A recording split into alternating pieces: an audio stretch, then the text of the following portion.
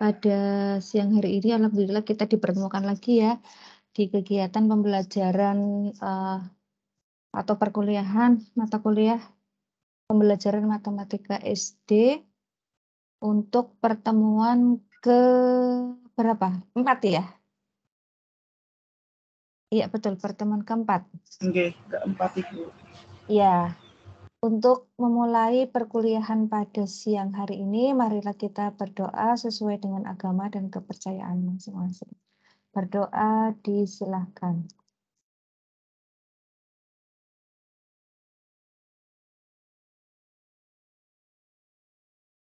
Berdoa selesai.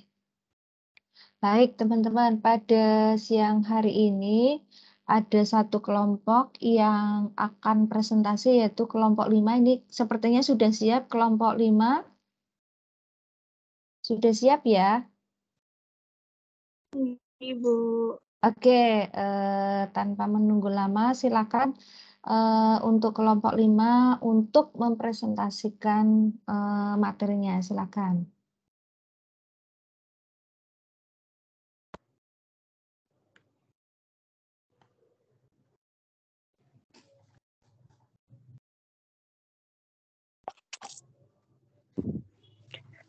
Assalamualaikum warahmatullahi wabarakatuh.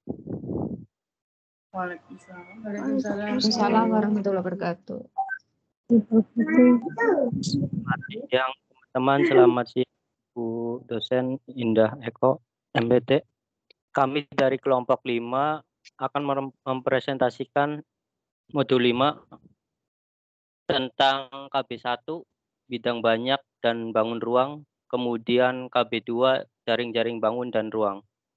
Perkenalkan nama saya Zailani Sidik, kemudian ada rekan saya yang bernama Triana Andriani, kemudian selanjutnya yaitu Wiwin Winarsi. Lanjut Mbak. Peta konsep modul 5.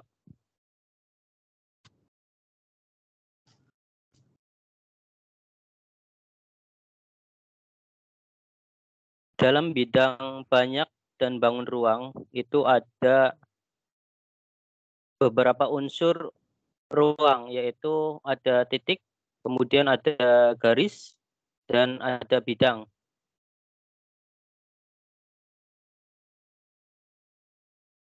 Kemudian dari bidang-bidang tersebut dibagi beberapa bidang, yaitu bidang banyak peraturan, bidang ruang, ada prisma, kemudian ada limas,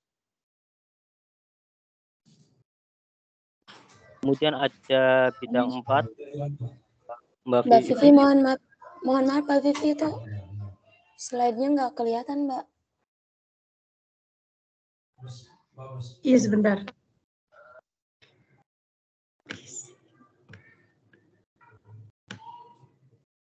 Sudah kelihatan?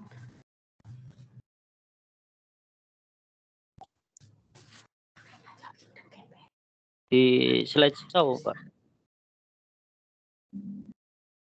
Ini ya? Nggih.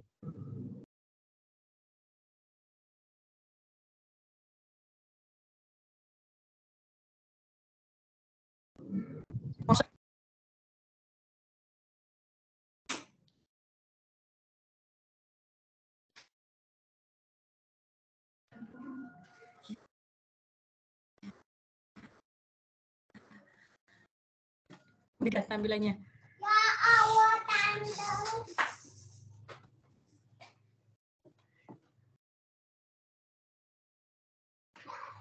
Pak, di slide show. tampilannya masih kecil. Oh iya.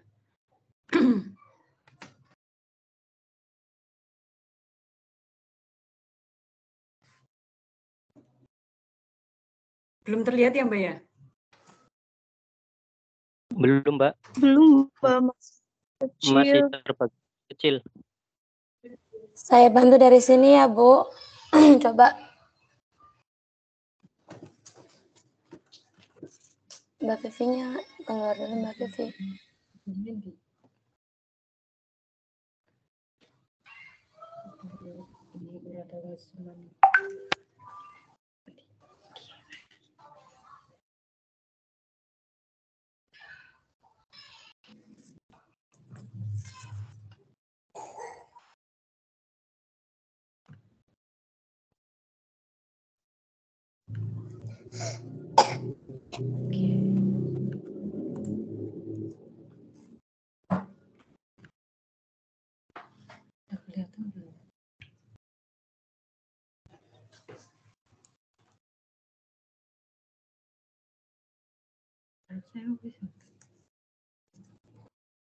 Lanjut ke kegiatan 1, Mbak Vivi.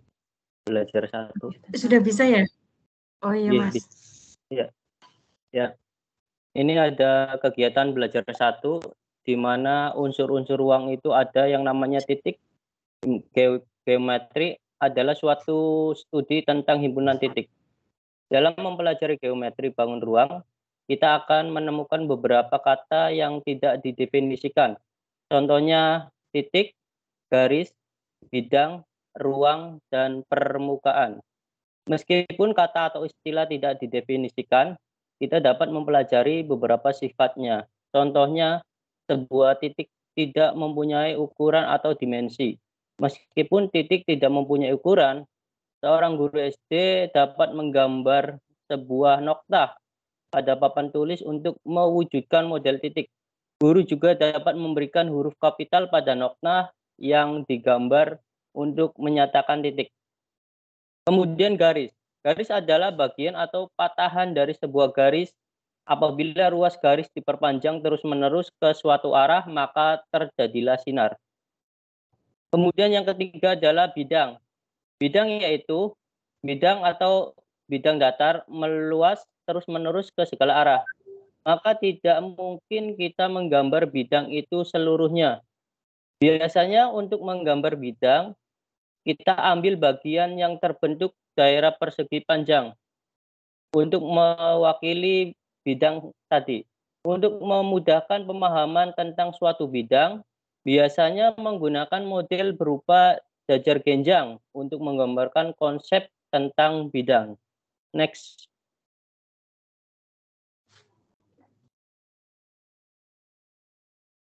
Di sini ada bidang banyak atau polihedron. Benda-benda di sekitar kita seperti batu bata, kaleng mentega, drum minyak tanah, lemari, kulkas, dan sebagainya. Benda semacam ini mempunyai permukaan sebagai pembatasnya. Dalam geometri bangun ruas, batas-batas benda seperti tersebut, permukaan tertutup sederhana. Permukaan tertutup sederhana membagi ruang menjadi 3 himpunan titik lepas. Ketiga himpunan titik itu adalah bagian dalam, bagian luar, dan permukaan tertutup itu sendiri. Bagian dari bagian dalamnya dan permukaan tertutup sederhana dinamakan daerah permukaan tertutup sederhana. Sedangkan sebuah permukaan tertutup sederhana yang terdiri dari daerah-daerah segi banyak atau poligon dinamakan bidang banyak atau polihedron. Daerah segi banyak atau poligon dari bidang banyak atau polihedron disebut sisi ruang. Garis persekutuan dua sisi disebut rusuk, dan titik potong dua rusuk disebut titik sudut. Lanjut, Mbak. Next.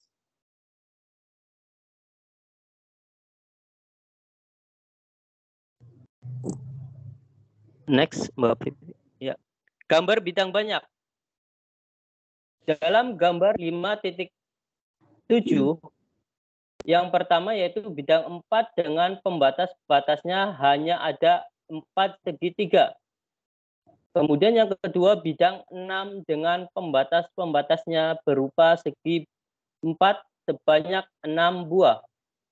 Kemudian yang ketiga pembatas-pembatasnya segi 4 dan segi 3. Gambar 5.9, bidang banyak yang disebut balok. Lanjut.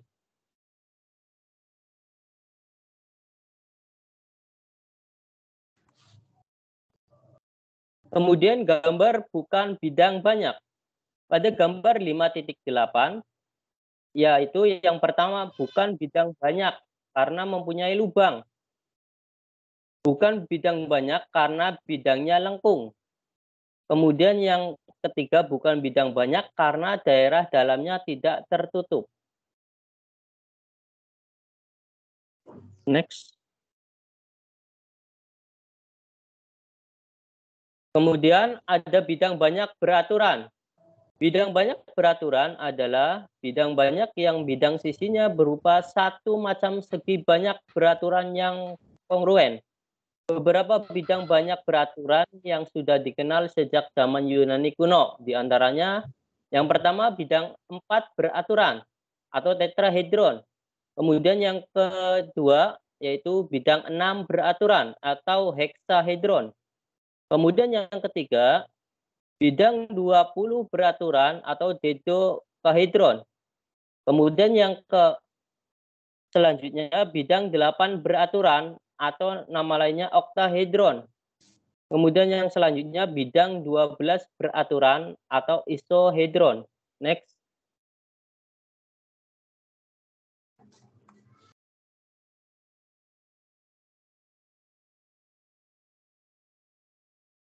Next, Mbak Vivi. Hubungan antar banyak titik sudut atau T, banyaknya sisi atau simbolnya S, dan banyaknya rusuk atau R, menurut Euler yaitu sebagai berikut. Bidang beraturan. Ada bidang 4, kemudian titik sudutnya 4, kemudian sisinya 4, dan rusuknya 6. Jadi antara hubungan tersebut totalnya yaitu 4 ditambah 4 sama dengan 6 ditambah 2. Kemudian bidang 6, rusuknya ada 8, titik sudutnya ada 8, kemudian sisinya ada 6, kemudian rusuknya ada 12, hubungannya yaitu 8 tambah 6 sama dengan 12 ditambah 2. Kemudian bidang 8, titik sudutnya ada 6, kemudian sisinya ada 8, rusuknya ada 12, hubungannya yaitu 6 tambah 8 sama dengan 12 tambah 2.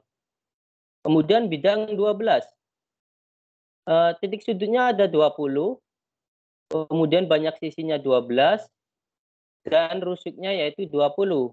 Maka hubungannya yaitu 20 tambah 12 sama dengan 20 ditambah 2.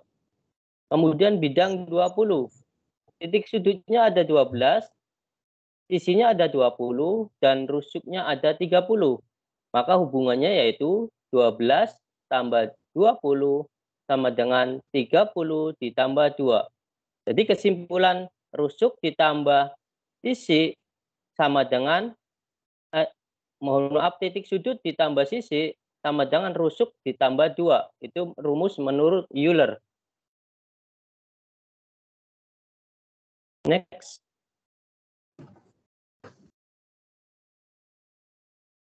Ini bangun ruang. Bangun ruang merupakan suatu bangunan yang memiliki ruang yang dibatasi berbagai sisi. Contohnya ada berbagai gambar yang ada di bawah ini. Next.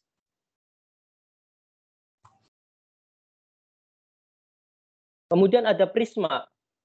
Prisma yaitu bidang banyak yang dibatasi oleh dua bidang yang sejajar dan beberapa bidang lain yang berpotongan menurut garis-garis yang sejajar. Di bawahnya yaitu ada dua prisma, yaitu prisma tegak dan prisma miring. Next.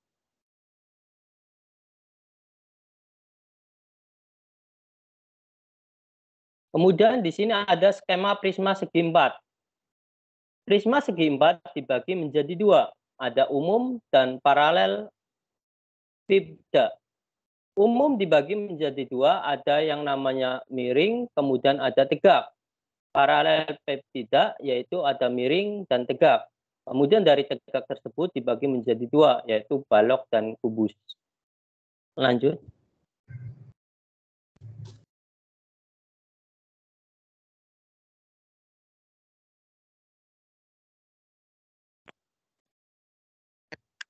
Lanjut, next, Mbak Vivi.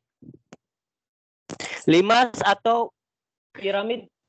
Limas merupakan suatu benda ruang yang dibatasi oleh sebuah segi banyak dan segitiga yang mempunyai titik puncak persekutuan di luar segi banyak tersebut. Sedangkan sisi-sisi banyak itu merupakan alas-alas segitiga. Di bawah ini merupakan gambar limas segi 4 sembarang. Di mana keterangan yang pertama ini ada segi 4 ABCD dinamakan bidang alas yang ada di bawah. Kemudian segitiga TAB, TBC, TCB, dan TAD dinamakan bidang-bidang sisi tegak. Kemudian di situ ada titik T yang dinamakan titik puncak. Kemudian ada garis TA, ada garis TB, ada garis TC, ada garis TD, itu dinamakan rusuk-rusuk tegak. Kemudian ada rusuk-rusuk AB, kemudian BC, kemudian CD, dan DA, itu dinamakan rusuk-rusuk bidang alas. Jarak dari titik puncak pada bidang alas dinamakan tinggi limas atau simbolnya T1. Gambar tinggi pada tiap-tiap bidang sisi tegak dinamakan apotema atau simbolnya T besar T2 besar 2. Kemudian yang selanjutnya ada bidang TBD dan TAC dinamakan bidang diagonal. Selanjutnya akan disampaikan oleh Mbak Triana, monggo.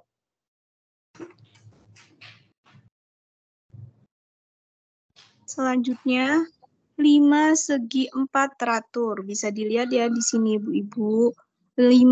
Limas itu teratur adalah limas yang bidang alasnya merupakan segi min N beraturan dan proyeksi. Titik puncak pada bidang alasnya berempit dengan pusat bidang alasnya. Nah, keterangan di sini yang pertama itu rusuk-rusuk alasnya sama panjang. AB sama dengan BC, sama dengan CD, sama dengan AD. Kemudian yang kedua, rusuk-rusuknya tegak sama panjang. Di sini bisa dilihat TA sama dengan TB, sama dengan TC, sama dengan TD. Nah, kemudian yang ketiga, semua bidang sisinya tegaknya kongruen, yaitu TAB sama dengan TBC, sama dengan TCD sama dengan TAD. Selanjutnya Mbak Vivi, slide selanjutnya. Kemudian di sini ada bidang 4. Bidang 4 itu adalah limas yang alasnya berupa segitiga. Nah, di sini ada beberapa ketentuan atau dimensi yang perlu kita ketahui tentang bidang 4. Yang pertama itu, bidang 4 teratur adalah bidang 4 yang keempat bidang batasnya kongruen. Nah, yang kedua itu, bidang 4 tegak adalah bidang 4 yang salah satu rusuknya tegak lurus pada bidang lurus pada bidang alas. Nah, bisa dilihat ya di sini ada bidang 4 teratur, yang A, yang B bidang 4 tegak, kemudian yang C di sini ada bidang 4 siku-siku, dan yang D itu ada bidang 4 sembarang.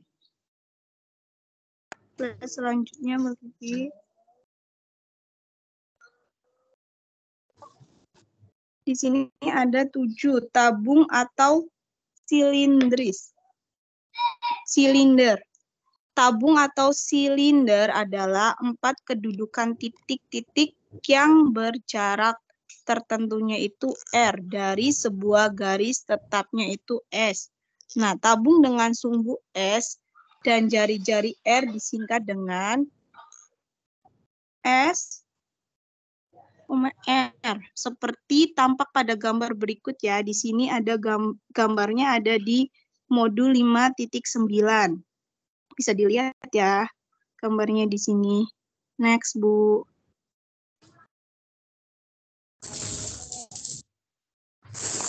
Kemudian di sini ada kerucut.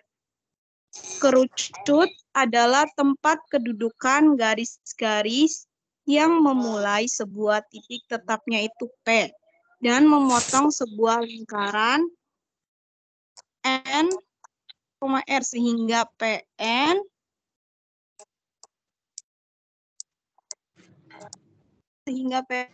min bidang lingkaran NR, titik P disebut titik puncak lingkaran NR. Di lingkaran alas dan PN disebut sumbu kerucut. Garis-garis itu disebut garis-garis pelukis atau definisi. Nah, di sini bisa dilihat ya di halaman 5.21. Ada bagian A-nya dan bagian B-nya. Nah, di sini gambar 5.33 itu kiranya tidak sukar untuk memahami sifat-sifat yang berikut. Yang pertama itu A, garis pelukis sama panjangnya atau dihitung dari puncak sama titik potongannya dengan lingkaran alas. Garis pelukis itu disebut aptema kerucut. Yang B, semua garis pelukis membentuk sudut-sudut yang sama besar dengan PN. Sudut itu disebut setengah sudut puncak. Kemudian yang C, semua garis pelukis membentuk sudut-sudut yang sama besar dengan bidang alas. Sudut itu disebut dengan sudut alas. Selanjutnya, Bu. Kemudian di sini ada bola. Nah, bola itu adalah tempat kedudukan titik yang berjarak sama R-nya dari sebuah titik tetap M. Titik M disebut titik pusat, dan jarak yang sama atau R disebut jari-jari bolanya. Bola yang demikian disebut bola M, R ya, seperti halnya dalam lingkaran pada geometri bidang. Bahwa di dalam bola dikenal pula istilah tali busur atau garis tengah. Tali busur bola adalah garis hubung dua buah titik sembarang yang terletak pada bola. Nah, bisa dilihat di sini gambarnya 5.34 ruas garis PQ adalah tali busur, sedangkan tali busur yang melalui titik bisa dilihat ya di sini di gambarnya di halaman 522. Di sini ada bidang singgungnya yang A pada bola ialah bidang yang hanya mempunyai satu titik. Selanjutnya, ya, beberapa istilah yang berkaitan dengan bola, diantaranya sebagai berikut. Yang pertama itu yang tadi bidang singgung pada bola ialah bidang yang hanya mempunyai satu titik persekutuan dengan bola, sedangkan titik persekutuannya disebut titik singgung. Yang B-nya, garis singgung pada bola ialah garis yang hanya mempunyai satu titik persekutuan dengan bola, dan titik persekutuannya disebut titik singgung. Nah, bola dapat pula dianggap sebagai benda putar. Bisa diperhatikan ya di sini gambarnya di 5.35. Nah, di sini juga ada gambarnya. Baik, sekarang bayangkan keadaan berikut. Nah, di sini ada bayangannya di halaman di gambar 5.36. Kemudian slide selanjutnya, Mbak Vivi.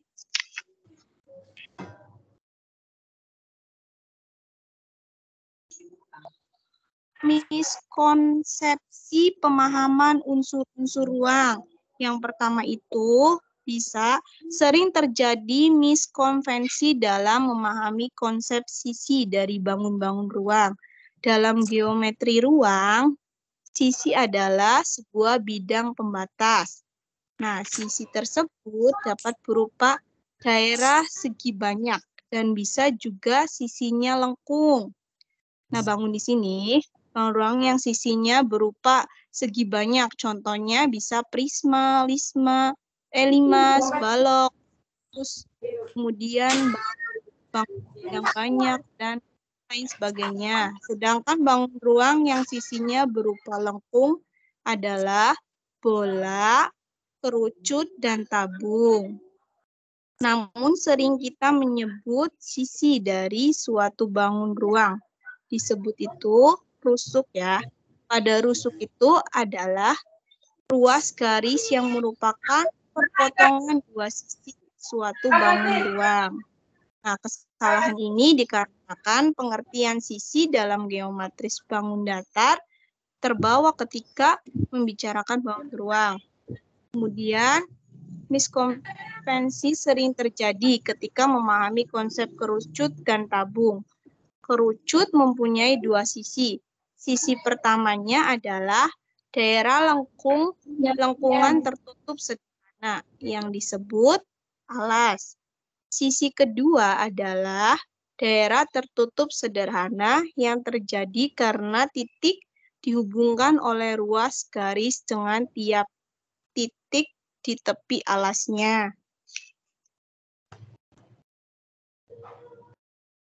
Nah, di sini ada kegiatan belajar 2. Kegiatan belajar 2 di sini membahas jaring-jaring kubus dan balok.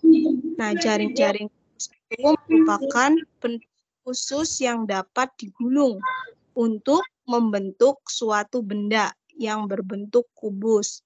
Nah, demikian pula dengan jaring-jaring balok dapat digulung kembali menjadi sebuah balok. Bisa dilihat ya di sini yang pertama itu yang A jaring-jaring kubus dan yang B-nya itu jaring-jaring balok.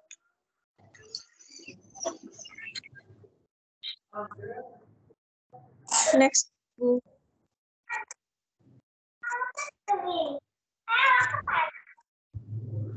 Dalam kegiatan pembelajaran jaring-jaring kubus dan balok kita dapat melakukan hal-hal ya. Yang pertama itu bisa kita meminta anak menggambarkan jaring-jaring kubus atau balok pada kertas karton dengan ukuran tertentu. Nah, berilah 4 untuk meletakkannya. Kemudian yang kedua itu bisa kita meminta anak untuk menggunting kertas atau karton. Itu menurut keliling gambar. Kemudian yang ketiga, mintalah anak untuk membuat bangun ruang dari potongan kertas tersebut. Daerah yang diarsir diberi lem, kemudian diletakkan pada bagian lain. Jadilah sebuah kubus atau balok. Yang keempat, maka kegiatan 1 sampai dengan 3 itu dapat pula dilakukan dalam beberapa ukuran untuk dapat membentuk model kubus atau model balok.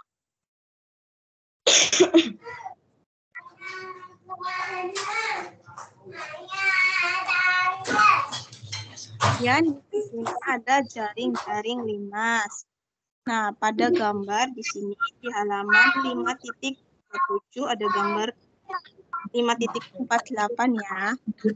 Nah, di sini pada gambar 5.48 yang bagian itu tampak limas T. Limas T itu A, B, C, D yang disebut yang terbuat dari karton. Kemudian bidang sisinya tegak direbahkan ke arah luar limas.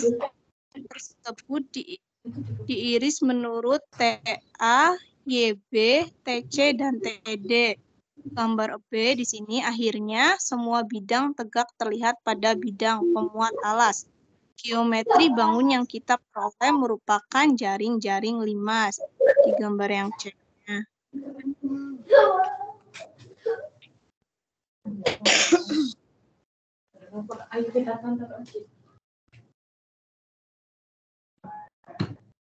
Dalam proses pembelajaran ada beberapa hal yang perlu kita perhatikan untuk dipahami secara bersama-sama di kelas.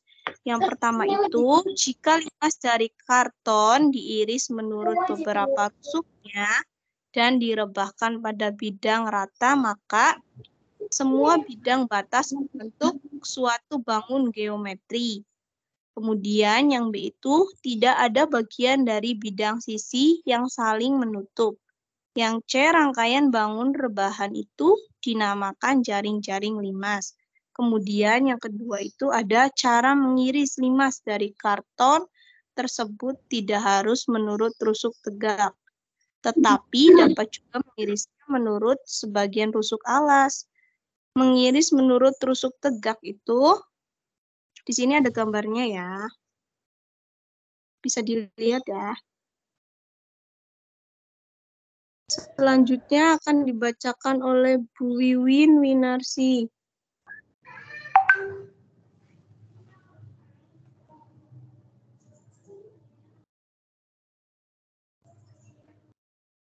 Oh iya, maaf Bu Wiwinnya kendala HP. Lanjut ya Bu, dibacakan oleh saya. Jaring-jaring prisma. Di sini ada kegiatan pembelajaran membentuk model bangun ruang prisma segi 6. Peraturan dari jaring-jaringnya dilakukan dengan bantuan kertas karton. Bisa kita gunting dan lem sebagai bahan perekatnya. Caranya dengan melipat dan meletakkan tepi yang sesuai gambar B.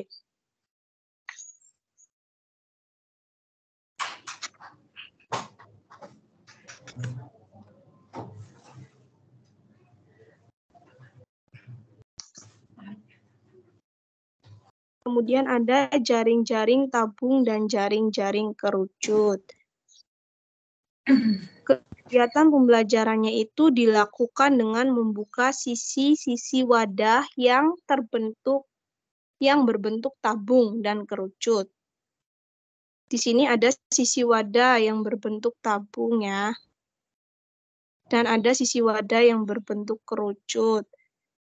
Materi yang diperlukan berupa tempat wadah, bekas makanan ringan yang terbuat dari karton yang berbentuk tabung dan kerucut. Kemudian sediakan pula gunting dan lem. Kita bisa mempraktekkan ini dengan siswa, Bu. Lanjut, Bu. Ya, terima kasih atas pemaparan materi dari kelompok 5, modul 5. Saya kembalikan lagi kepada Pak Jailani Sidik. Ya, terima kasih Mbak Triana. Kami dari kelompok 5 akan membuka pertanyaan. Monggo Mbak Vivi. Assalamualaikum warahmatullahi wabarakatuh. Waalaikumsalam warahmatullahi wabarakatuh. Terima kasih kesempatannya Pak Zailani. Saya mau tanya, tadi kan sudah dibahas tentang bidang banyak beraturan ya. Kalau ada yang beraturan berarti ada yang tidak beraturan ya? Bidang banyak tidak beraturannya ada berarti Pak? Pertanyaannya bagaimana? Pertanyaannya, bagaimana ciri bidang banyak yang tidak beraturan? Kemudian cara membedakannya bidang banyak yang beraturan dan tidak beraturan itu seperti apa? Bagaimana? Terima kasih. Selanjutnya ada siapa lagi yang mau bertanya? Saya Pak, Siti Nurjana Pak. Oh ya, monggo Mbak Siti Nurjana. Ya, yang ingin saya tanyakan kira-kira kendala apa saja ya yang akan dijumpai guru ketika melakukan pembelajaran mengenai bangun ruang ini dan bagaimana cara mengatasinya. Terima kasih. Ya, sudah cukup 2 pertanyaan dari Mbak Vivi dan Mbak Siti Nurjana. Baik, pertanyaan dari Mbak Vivi tadi yang ditanyakan yaitu ciri-ciri bidang tidak beraturan dan bagaimana perbandingannya ya Mbak Vivi. Cara membedakan antara bidang banyak beraturan dan bidang banyak tidak beraturan. Ciri-ciri dari bidang tidak beraturan itu biasanya yang pertama itu tidak semua sisinya itu memiliki sisi yang sama panjang. Itu yang tidak beraturan ciri yang pertama. Kemudian yang kedua, biasanya semua sudutnya memiliki besar sudut yang sama. Kemudian untuk jumlah simetri putarnya tidak sama dengan banyaknya sisi. Kemudian untuk jumlah simetri lipat banyaknya itu tidak sama dengan banyaknya sisi juga. Kemudian untuk perbandingannya ya Mbak Vivi. Perbedaannya atau gimana? Iya, cara membedakannya tadi ya.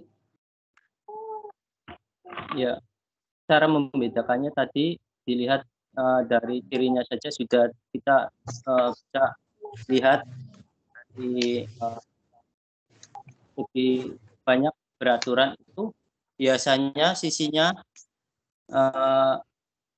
sama panjang. Kemudian untuk yang tidak beraturan tadi tidak semua sisinya itu sama panjang. Kemudian dilihat dari sudutnya juga, dari yang tidak beraturan itu tidak semua sudutnya memiliki besar sudut yang sama.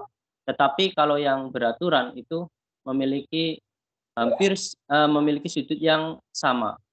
Kemudian dari jumlah simetri putarnya itu kalau di segi banyak tidak beraturan itu tidak simetri putar banyaknya itu tidak sama dengan banyaknya sisi. Kalau yang beraturan itu hampir semuanya itu simetri putarnya itu sama dengan banyaknya sisi. Kemudian dilihat dari jumlah simetri lipatnya, itu kalau tidak beraturan itu tidak sama dengan banyaknya sisi juga simetri lipatnya. Tapi kalau yang beraturan itu sama dengan banyaknya sisi. Itu Mbak Vivi. Nggih, matur nuwun Pak Zelani. Nggih, sami-sami atas pertanyaannya Mbak Vivi. Untuk pertanyaan dari Mbak Nurjana itu kendala apa saja yang diterapkan dalam pembelajaran segi ruang ya Mbak Nurjana? Iya, apa ini bangun ruang? Ya seperti yang tadi udah dijelaskan kan. Nggih. Seperti ada limas dan sebagainya. Prisma. Mbak Triana mau barangkali mau menjawab.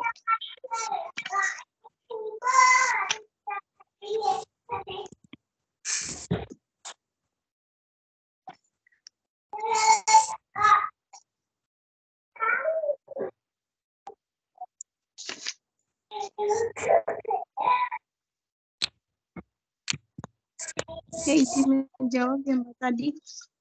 Kendala apa saja yang dibangun ruang ya Mbak? Kayak misalnya prisma, terus. Nah, di sini kan sudah dijelaskan bahwa bangun ruang itu kan ada contohnya di sini kayak misalnya es krim, ya sup, terus waste. Nah, kendalanya itu dalam bangun ruang sendiri kalau misalnya kita tidak bisa menjabarkan ke anak kayak misalnya prisma tegak, prisma miring, prisma segi tegak ya, terus prisma segi miring. Kalau misalnya kita salah penempatan untuk menjelaskan ke anak sendiri, bisa anaknya tuh kayak kurang memahami tuh Mbak. Kayak misalnya kita mencontohkan menggambarnya itu salah sedikit aja. Jadi anak tuh kurang memahami mana sih yang menjadi prisma segi tegak dan prisma segi miring. Nah, di sini kan pada prisma yang sangat penting adalah prisma segi 4 ya. Segi 4 itu kan adanya luas segi 4 sembarang.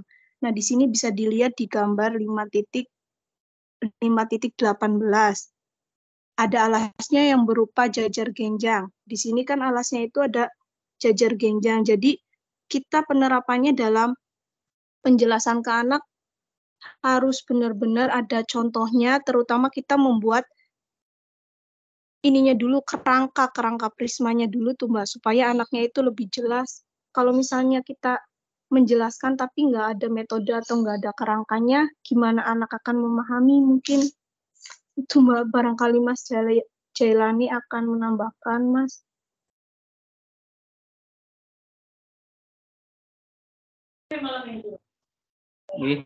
Atau Bu Win. Barangkali Bu Indah Eko mau menambahkan literasinya. Ya, terima kasih.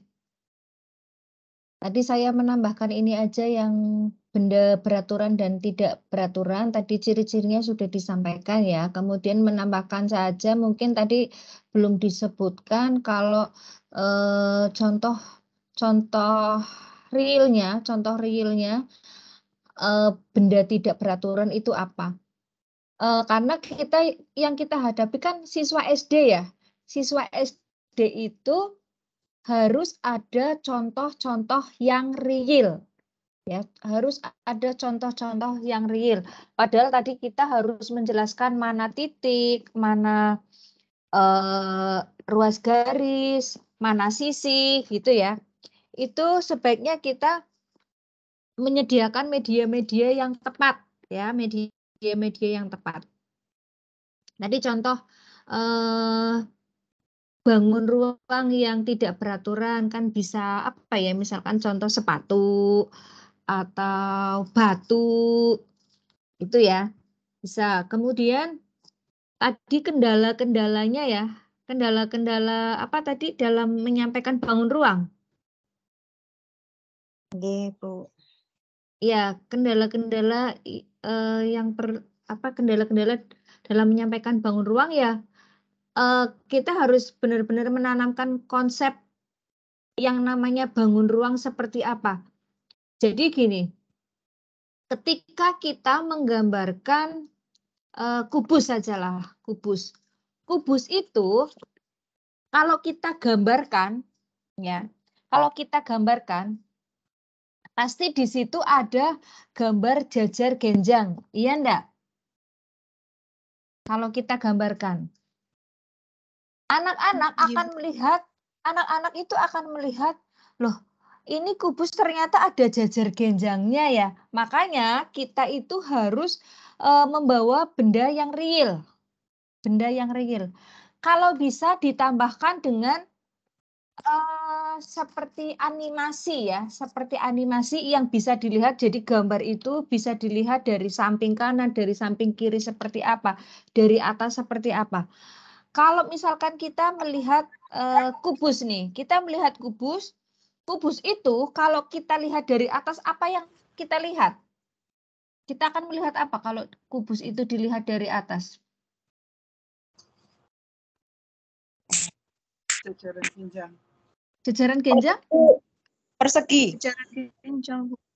Jajaran genjang, persegi. Kalau kita lihat kubus tegak lurus dari atas, kita lihatnya? Bangun persegi. Persegi ya. Persegi ya, dengan sisi yang sama. Nah, itu kan perlu disampaikan ke anak-anak. Teman-teman sudah pernah mencoba aplikasi GeoGebra tidak? GeoGebra. Belum, Ibu. Belum ya, nanti dicoba. Jadi itu sangat membantu GeoGebra. Nanti bisa diinstal. Saya dulu ada instalannya tapi mana ya?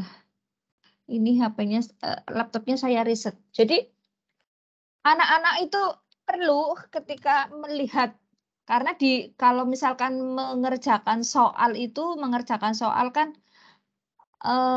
kalau bangun ruang biasanya ada stimulus gambarnya ya, ada stimulus gambar bangun ruangnya. Tetapi kalau misalkan anak tidak bisa menangkap bahwa itu bangun ruang, maka anak hanya akan melihat beberapa garis, ada jajar genjang, ada persegi panjang, ada segitiga, hanya seperti itu.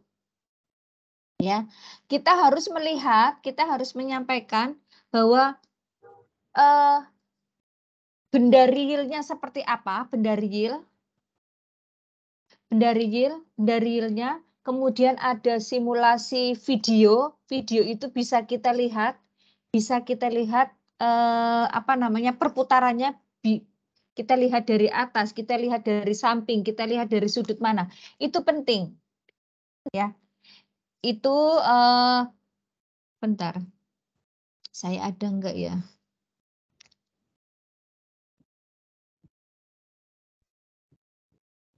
Kayaknya di hard disk sudah saya pindah ya, enggak ada. Ini sudah saya pindah di hard disk. Nanti bisa dicoba atau mungkin sebentar. Barangkali saya bisa mencari menggunakan GeoGebra online. GeoGebra online.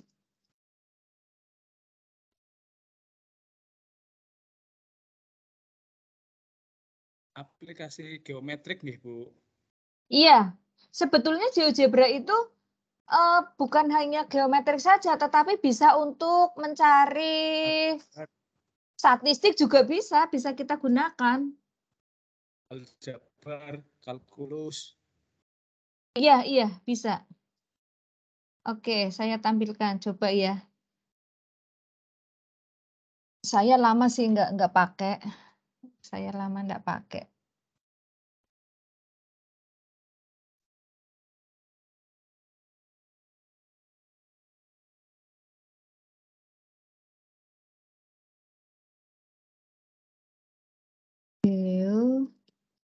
GeoGebra online. Di sini.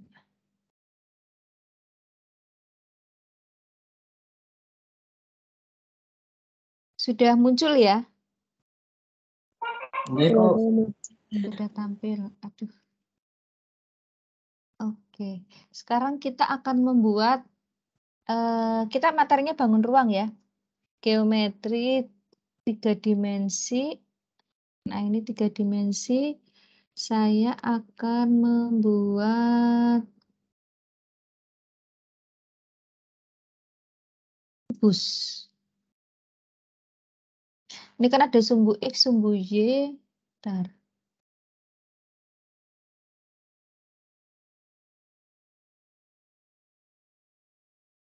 Sudah terlihat ya?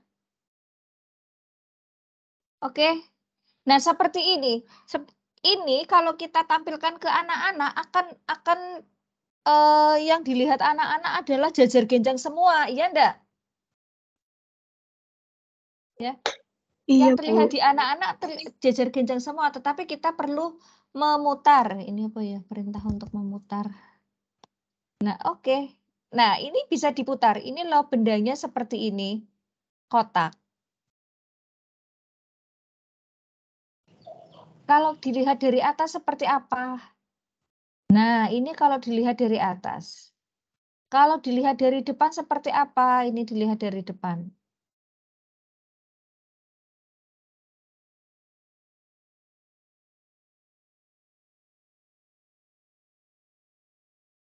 Dan ini akan menarik siswa ketika anak-anak apa ya namanya ya, ada animasi seperti ini. Nah, ini bisa berputar sendiri.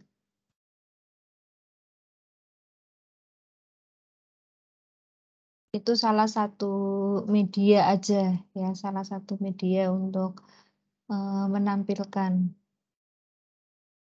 Karena siswa kami yang SMK juga kadang masih bingung yang mana ya, ini dilihat dari mana. Nanti terutama pada saat mencari hubungan, mencari jarak antara titik dengan titik, titik dengan garis, titik dengan bidang, itu akan bingung ini mana, segitiganya di mana, tegak lurusnya di mana. Seperti itu. Nanti teman-teman bisa mencoba ya, GeoGebra online.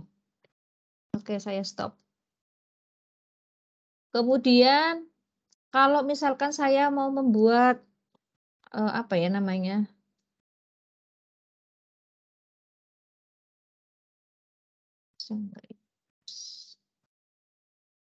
Harus new. Saya tambahkan.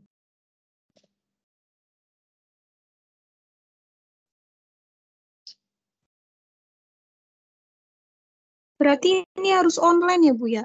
Enggak harus online. Kebetulan aplikasi saya kan sudah dibersihkan. Ada, enggak harus online kok. Tidak harus online. diinstal dulu GeoGebra yang terbaru apa ya namanya ya? GeoGebra. Adalah pokoknya GeoGebra diinstal mudah, sangat mudah. Saya biasanya menggunakan ini. Kemudian kalau di SMK juga ada kelas online-nya. Ada kelas online-nya. Saya minta anak-anak untuk membuat aplikasi seperti ini. Coba diterangkan, coba dibuat. Buatlah sebuah kerucut. Itu.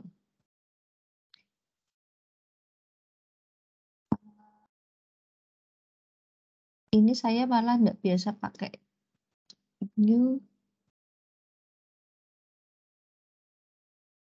Bisa nggak kerucut.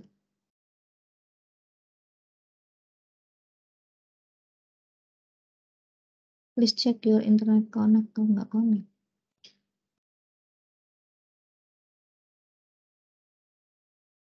Oh ini udah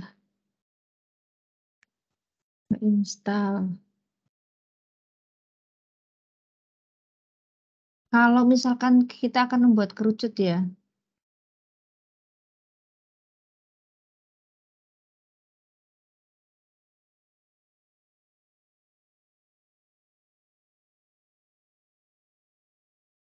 Oke, kita akan membuat kerucut. Ini kerucut. Kerucut. Perintahnya adalah pilih salah satu poin. Oke, coba kerucut titiknya di sini.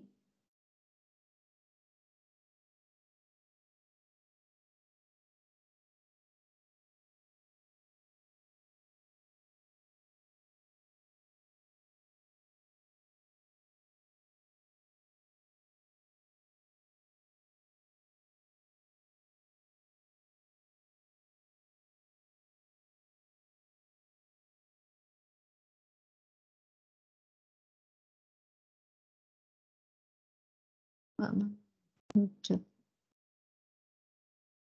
Andongnya.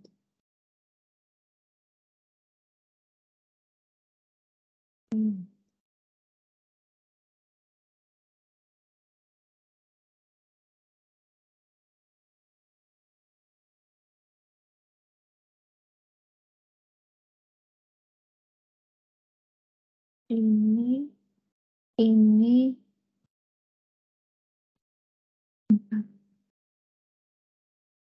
Oh ya, berarti harus mulai dari bawah dulu. Saya ulangi ya, coba ya. Saya ulangi, berarti mulainya dari bawah dulu.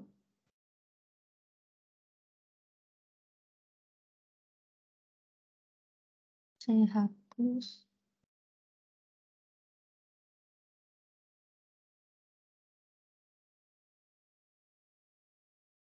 Dari bawah ke atas, dari bawah ke atas. Klik radiusnya 3. Dari jaringnya 3. Oke. Kita putar.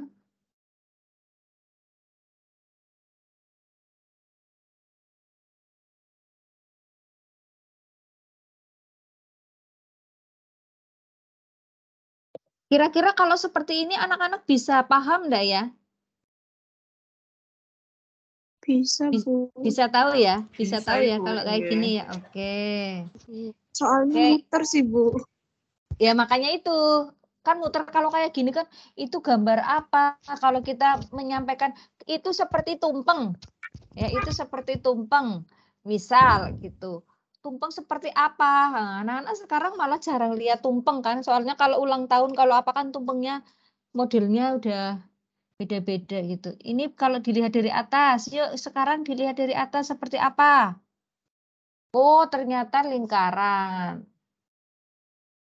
Kalau dilihat dari lurus, oh ternyata segitiga. Itu tambahan dari saya. Silakan bisa dilanjut atau mungkin ada yang mau ditanyakan? Ibu mau bertanya, Bu. Ya, silakan. Oke. Dia mau bantu dulu, Wis. Ini Mbak Vivi dulu, Mbak. Ya, silakan. Enggak, Bu. Saya mau bertanya. pada materi ini kan termasuk materi yang cukup sulit bagi siswa, Bu. Iya. Dari yang paling dasar menentukan menentukan garisnya gitu, titik garisnya, penamaannya aja sudah siswa bingung. Kemudian menghafalkan rumus volume, rumus luas itu juga kan siswa juga banyak yang kesulitan. Itu bagaimana cara mengatasinya, Ibu? Mungkin yang lain dulu. Ada yang sudah punya pengalaman? Untuk menguasai, ini kan bangun ruang ya. Bangun ruang ya. Untuk menguasai bangun ruang, maka bangun datar harus dikuasai dulu. Itu prasyaratnya. Ya, prasyaratnya. Kemudian rumus-rumusnya kan banyak sekali gitu ya. Nah, kalau yang rumusnya banyak sekali, barangkali teman-teman ada yang punya trik dulu deh. Gimana?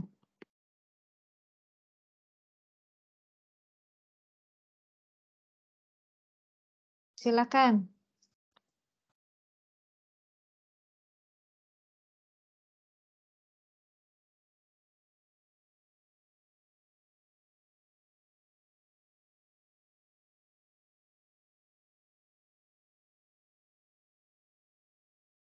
Yang lain yang sudah pernah memberikan materi bangun ruang di SD kelas berapa?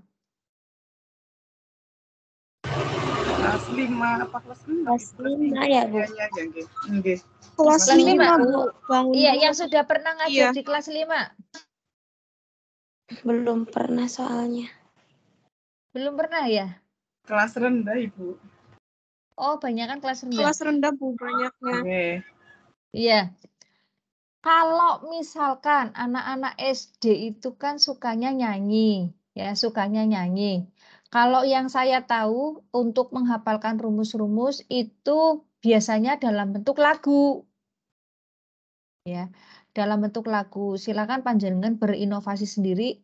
Kebetulan ibu saya kan guru SD juga, guru SD. Ibu saya termasuk kreatif ketika menyampaikan gimana sih memberikan rumus-rumus supaya anak-anak kok cepat hafal. Ternyata dari semua mapel itu dalam bentuk lagu, diubah dalam bentuk lagu. Dan itu bisa dinyanyikan setiap hari, setiap ketika kita ada materi matematika, yuk kita nyanyi rumus bangun ruang, apa ditulis, itu bisa. Itu ya. Cuma anak-anak kan tidak hanya menghafal rumus saja, harapannya anak itu benar-benar tahu. Oh, kalau volume atau isi dari balok itu rumusnya ini, itu harapannya tahu. Tidak cuma hanya sekedar hafal. Karena yang kita tahu kan gini, kalau misalkan balok nih, balok itu kalau kita atau anak-anak disuruh menggambar, itu gambarnya akan seperti ini. Bentar.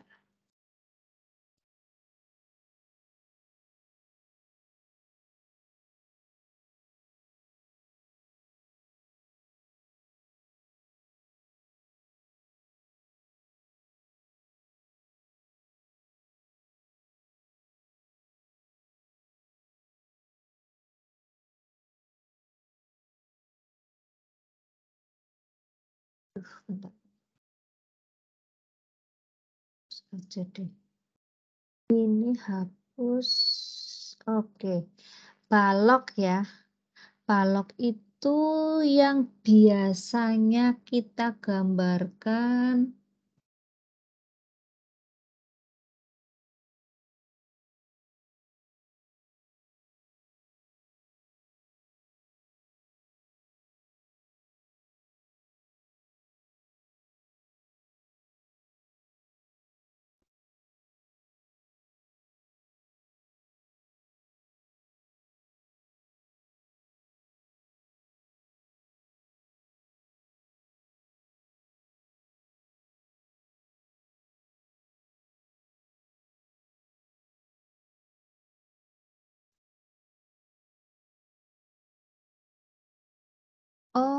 Oh, salah deh.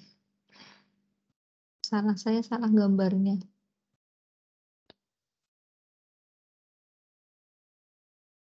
Terus saya hapus.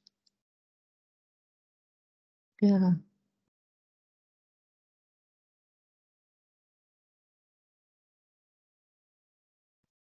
Lama ini nggak buka GeoGebra. A, B, C, D.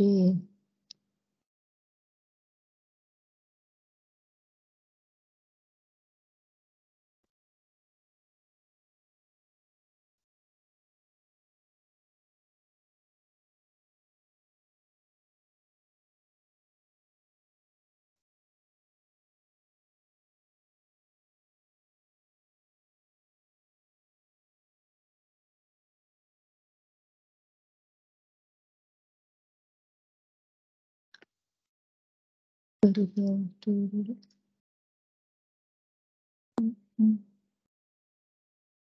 Ini mudah-mudahan benar deh. Ini,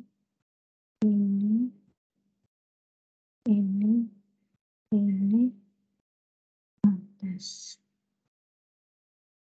Coba diputar.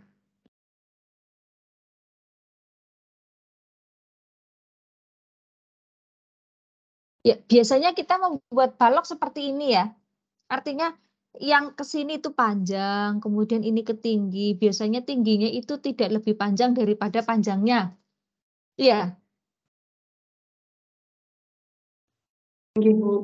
Biasanya kan seperti ini. Kalau membuat soal pun seperti itu. Ya, kalau membuat soal pun seperti itu. Bisa nggak ketika tinggi ini, titik ini kita tinggikan?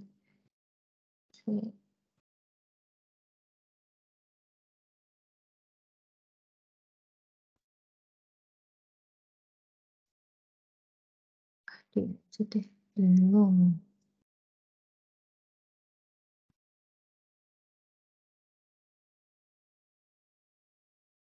Ya, hapus aja. Ya, agak bingung. Saya gambar lagi.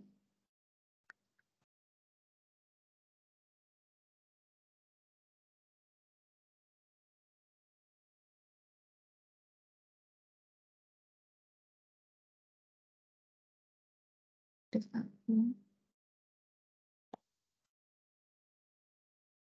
saya gambar lagi ya.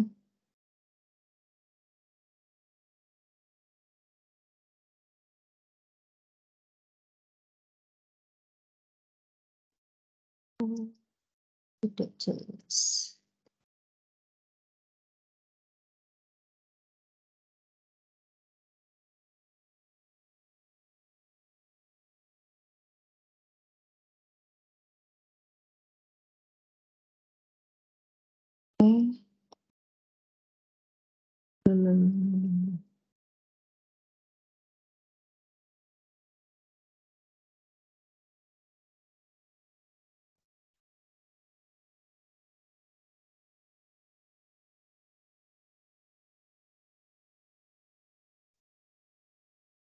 Zoom.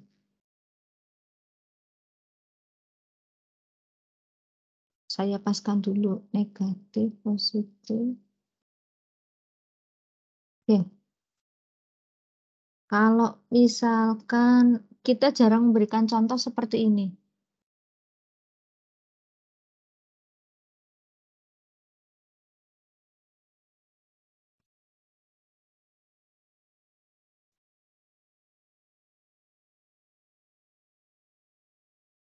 Ya.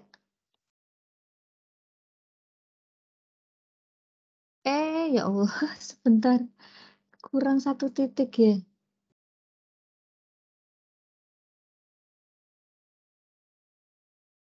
Satu titik, bentar.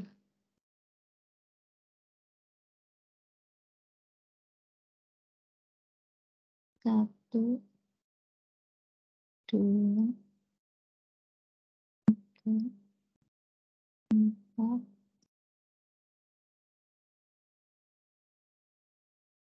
udah pas.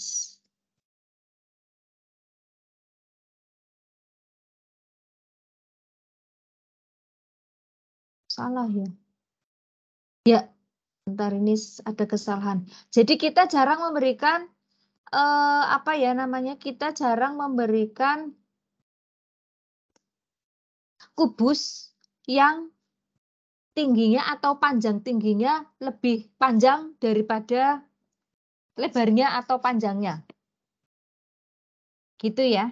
Jadi memang sebaiknya ketika kita memberikan contoh ya gambarnya itu tidak selalu balok posisi tidur, tapi sekali-kali berdiri. Saya pernah memberikan contoh, terus Bu kayaknya soalnya salah deh Bu, salah gimana?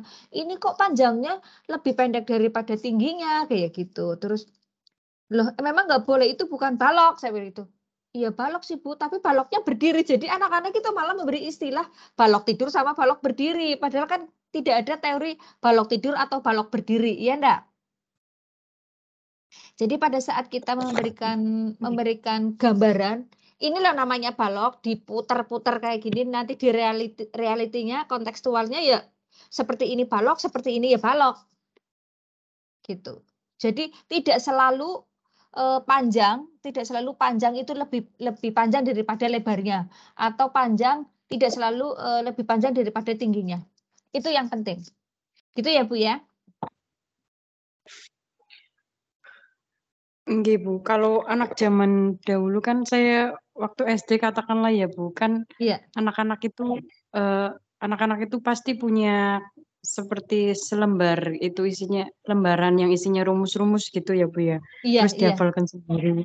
Tapi Iya. kalau anak zaman sekarang kok sepertinya saya lihat nggak ada ya, Bu ya, jarang gitu. Iya. Makanya kalau dulu kan anak-anak berarti model belajarnya harus membaca ya, karena kan nggak ada video dan sebagainya. Kalau sekarang kan bisa dalam bentuk video, atau misalkan kalau teman-teman telaten, buatlah lagu itu ada visualisasinya. Jadi, oh ini balok loh, balok misalkan. Volume balok apa panjang kali lebar kali tinggi, ditunjukkan di situ, ditunjukkan oh ini panjangnya, ini lebarnya, ini tingginya. Jadi anak-anak itu ketika melihat sambil nyanyi tahu konsepnya panjang ini, lebar ini, tinggi ini kayak gitu. Bukan hanya menghafal panjang kali lebar kali tinggi seperti itu. Gitu. Gitu ya. Jadi orang dulu, siswa dulu, anak dulu berbeda dengan anak-anak yang sekarang kayak gitu. Karena menurut Ki Hajar Dewantara kan kita harus mendidik kita harus menyesuaikan kodrat alam dan kodrat zaman. Sekarang zamannya era digital ya berarti kita yang menyesuaikan. Gitu ya.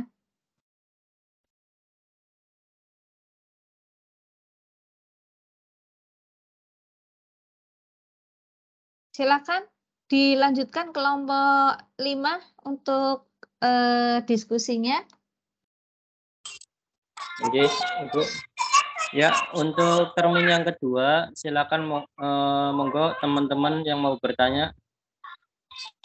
Nomor ini.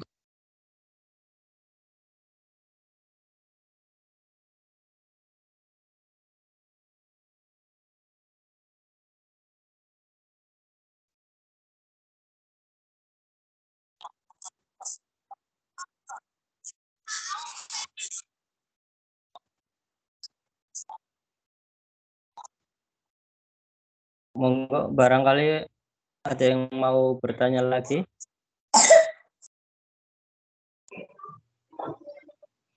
Bu Sulis tadi mau bertanya nggih, Bu? Monggo Bu Sulis kalau mau bertanya.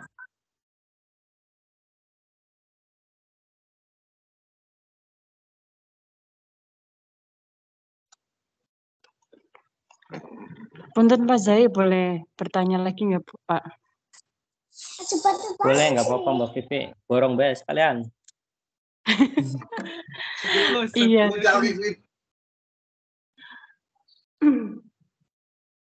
Tadi kan dijelaskan tentang miskonsepsi ya Pak ya, di materi yang Bapak ini jelaskan. Itu faktor-faktor yang menyebabkan miskonsepsi itu apa ya Pak? Terus cara mengatasinya bagaimana? Jadi faktor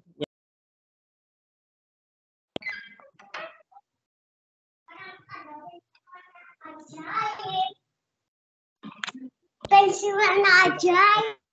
Pertanyaannya.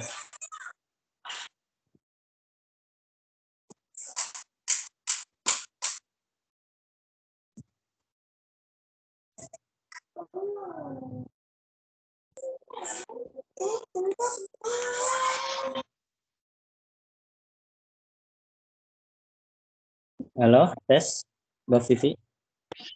Oh iya, maaf jaringannya Mas. Iya, tadi dijelaskan di slide kan tentang miskonsepsi dalam pembelajaran ini ya, bangun ruang ini. Itu faktor-faktor yang menyebabkan adanya miskonsepsi itu apa? Terus bagaimana cara mengatasinya? Ya, iya, siap. Cara mengatasinya ya, Mbak Vivi.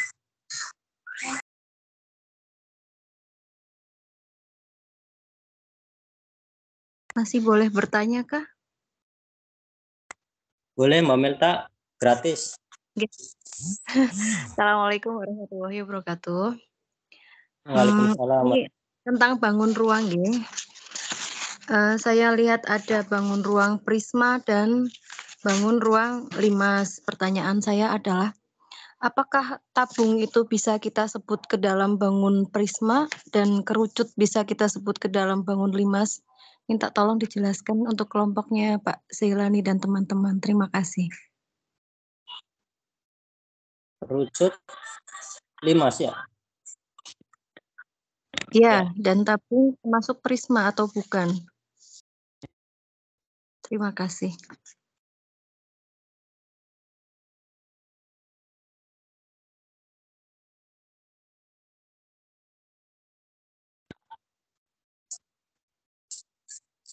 Monggo Mbak Triana barangkali mau menjawab dulu.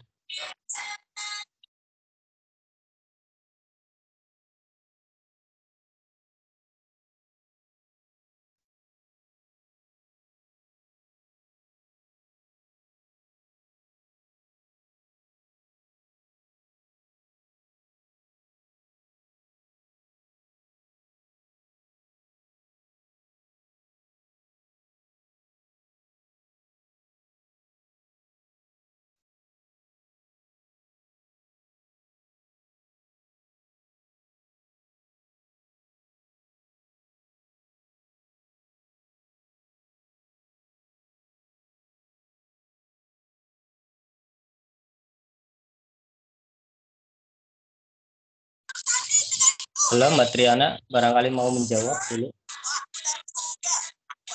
Yang akan menjawab pertanyaan Mbak Vivi ya. Tadi faktornya miskonsepsi. Nah, di sini kan konsepsi itu akan terbentuk bila konsepsi seseorang mengenai suatu materi tidak sesuai dengan konsepsi yang diterima. Kayak misalnya konsep kita itu tidak sesuai dengan yang diterima sama siswanya, Mbak. Misalnya faktornya itu kayak kita menyampaikan konsepsi, misalnya bagi siswa itu pemikiran asosiatif itu pemikiran humanis.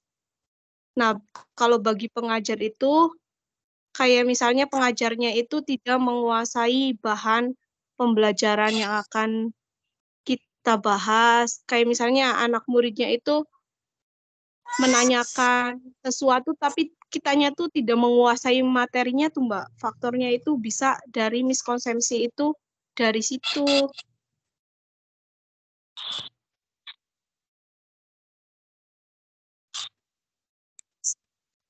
Halo. Terus bisa dengan konteks, kalau misalnya konteksnya itu misalnya dari pengalaman seseorang, bahasa sehari-hari.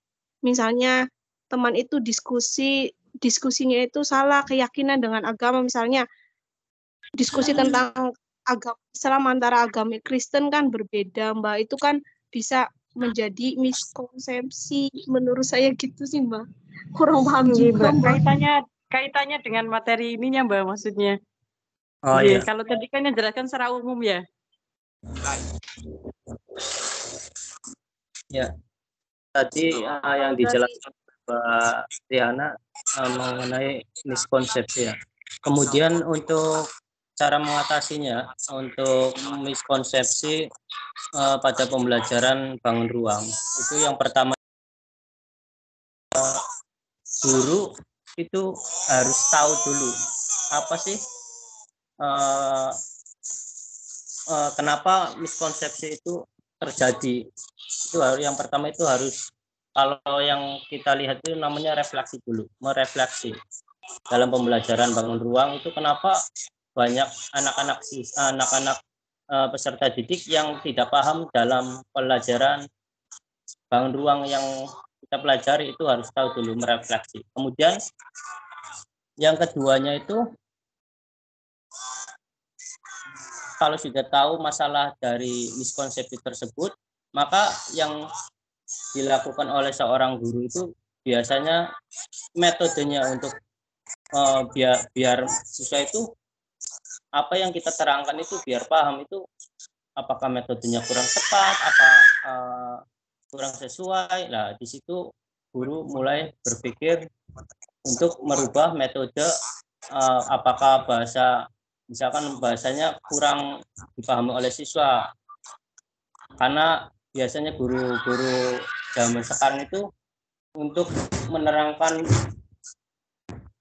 apalagi yang bangun ruang itu memakai metode ceramah, itu banyak sekali miskonsepsi terjadi di siswa.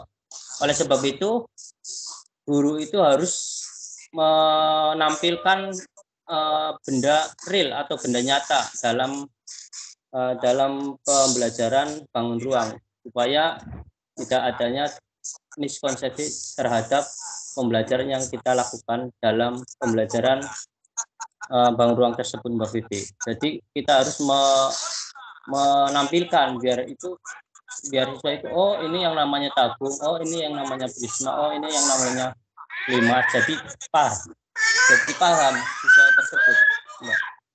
Itu yang bisa saya sampaikan.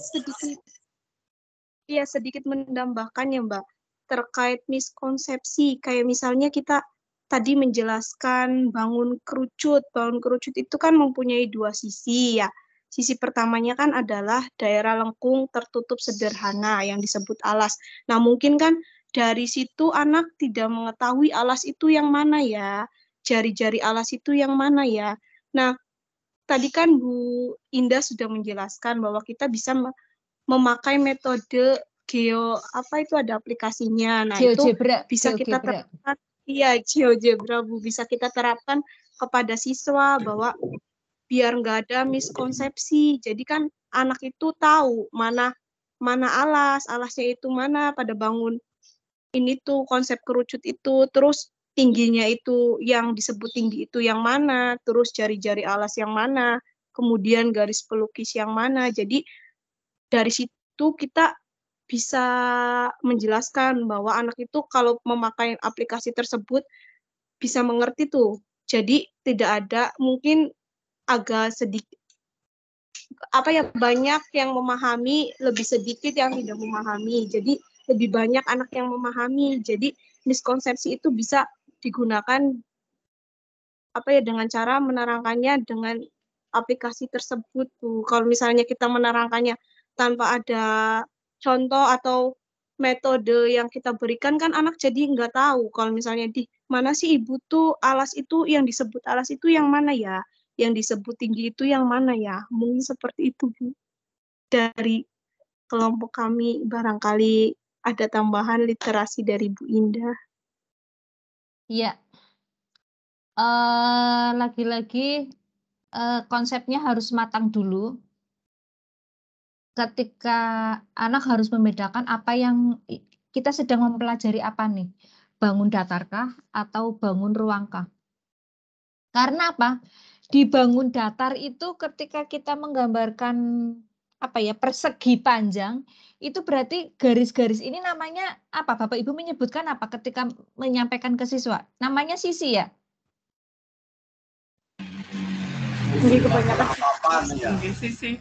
Sisi kan? Nah, sisi pada bangun datar dengan sisi pada bangun ruang akan berbeda. Ya kan? Jadi ketika anak jangan sampai ini yang terjadi miskonsepsi seperti itu. Jadi kok namanya sisi? Yang ini sisi itu berarti bisa berbentuk garis, bisa berbentuk bangun datar. Maka bangun datar itu mempunyai beberapa sisi. Nah, kan itu maksudnya kita harus menekankan ke anak-anak kita sedang mempelajari apa. Kalau pada bangun datar ini namanya sisi. Ya. Kemudian perlu disampaikan juga apa itu garis, apa itu ruas garis, ya. Kalau garis kan tidak terbatas ya, panjangnya tidak terbatas, sedangkan ruas garis adalah garis yang dibatasi oleh 2 titik. Gitu ya. Jadi pada bangun datar itu misalkan di persegi itu mempunyai 4 sisi, sedangkan ada bangun ruang pada kubus itu sisinya yang kita sebut dengan apa? Sisinya berbentuk apa? Rusuk. Sisinya berbentuk persegi kan? Sisinya berbentuk persegi yang terdiri dari 4 rusuk, kan gitu?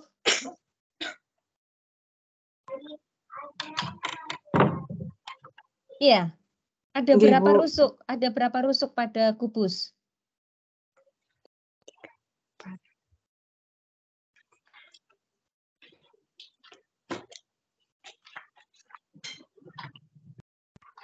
Ada berapa rusuk pada kubus?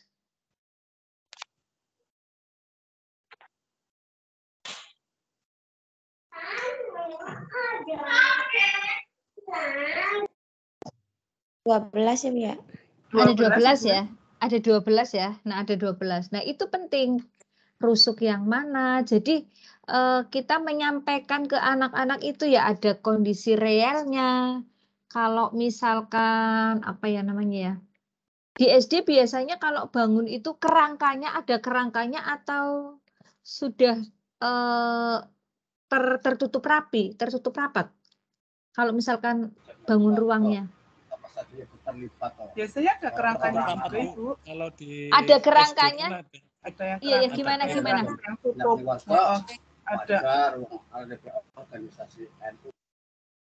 Kerangka juga ada, yang rapet juga ada, Bu. Oh iya, berarti bisa ditampilkan dua-duanya. Oh, ini namanya sisi ini karena ini sisi, kemudian ini rusuknya, yuk dihitung rusuknya ada berapa, misalkan seperti itu. Gitu ya, tadi yang bertanya siapa ya, Bu? Bu Vivi? Oke, Bu Vivi, gitu kira-kira tambahan dari saya. Kemudian pertanyaan yang kedua, Ibu. Mbak Melta ya tadi ya, apakah tabung bisa dikatakan prisma ya? Kemudian apakah kerucut bisa dikatakan limas? Seperti itu, Mbak. Iya betul Pak Zelani. Ya.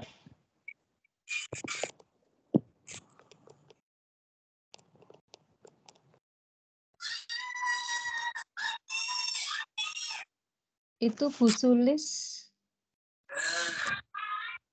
Ya. Jika ada suatu benda, Mbak Melta, itu tadi dikatakan prisma ya. Tabung, apakah tabung bisa dikatakan prisma? Ya. Kita lihat dulu dari bahwa prisma itu memiliki alas dan tutup dengan bangun dan luas yang sama besar. Kemudian tabung juga sama, memiliki alas dan tutup lingkaran yang sama besar. Artinya bisa dikatakan tabung itu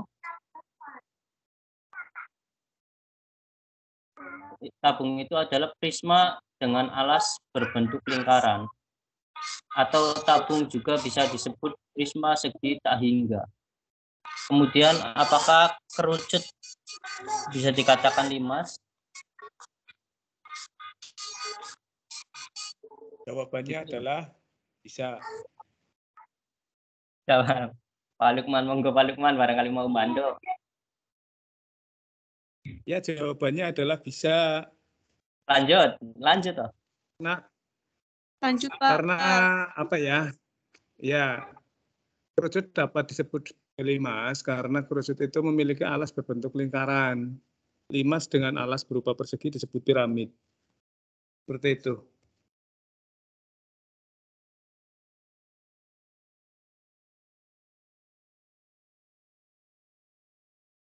Terima kasih jawabannya teman-teman. Bu Indah Eko Cahyani barangkali mau menambahkan literasi, Bu, untuk kami dan teman-teman semua, Bu. Kayaknya sudah cukup jelas deh. Jadi prisma itu kan cirinya prisma apa? Cirinya adalah alas dengan atasnya sama dan sejajar. Sama, kalau tadi hanya bilang sama ya, sama dan sejajar. Gitu aja. Kemudian kalau iya. Jadi tabung itu ya prisma. Kan prisma itu kan ada prisma segitiga, prisma segi 4, prisma segi 5, prisma segi N. Jadi kalau tabung apa? Tabung adalah prisma segi N yang hingga tadi. Gitu. Ya, berarti masuk balok juga prisma gitu. Balok prisma, kubus juga prisma kan? Oke. Iya, cuma ada syarat-syarat khususnya tadi. Oke.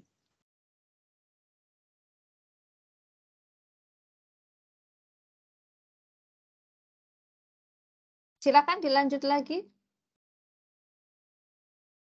Mbak Sulis ini sudah angkat tangan, monggo barangkali mau bertanya. Iya Pak, makasih Pak untuk waktunya Pak. Ini Pak, yang saya alami ya untuk yang bangun ruang dan bangun ruang terutama ya, itu cara menjelaskan sama anak ketika menjelaskan diagonal ruang dan diagonal bidang Pak itu Pak. Yang saya masih agak-agak kata-katanya Pak. Jadi kalau anak-anak misalkan sudah dikasih tahu Pak, sudah paham. Cuma kalau nanti menggambarkan lagi untuk diagonal ruang sama diagonal bidang itu nanti mereka bingung lagi. Itu caranya bagaimana ya Pak biar anak-anak paham antara diagonal ruang dan diagonal bidang Pak. Matur suwun. Nggih, sami-sami. Monggo barangkali yang lain atau Mbak Triana mau menjawab.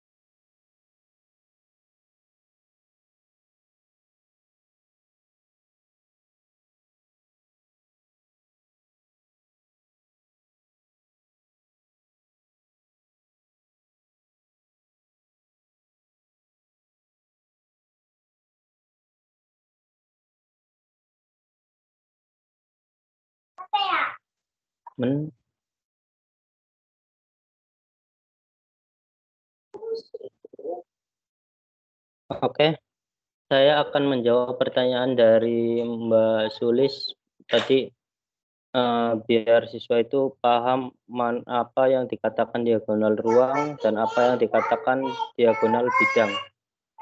Sebelum disampaikan kepada siswa, kita harus tahu dulu pengertian dari diagonal bidang dulu. Apa diagonal bidang itu? Yaitu garis yang menghubungkan dua titik berhadapan pada sisi bangun ruang. Sedangkan diagonal ruang itu yaitu garis yang menghubungkan dua titik berhadapan yang tidak sebidang. Diagonal ruang terletak di dalam bidang ruang. Kemudian ini ada contoh di mana bangun ruang, biar paham antar membedakan diagonal ruang dan diagonal bidang. Contohnya pada bangun ruang kubus.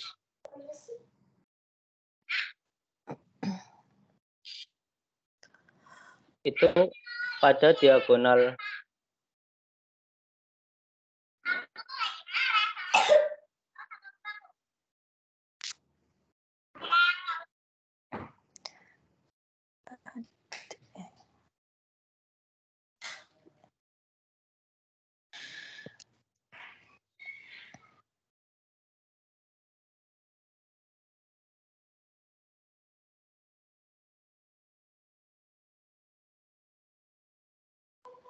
Gantilah suara.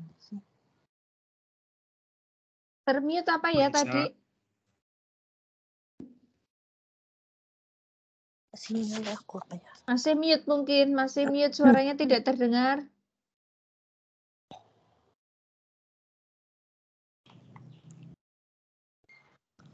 Ya, terkait tadi pertanyaan Bu Sulis.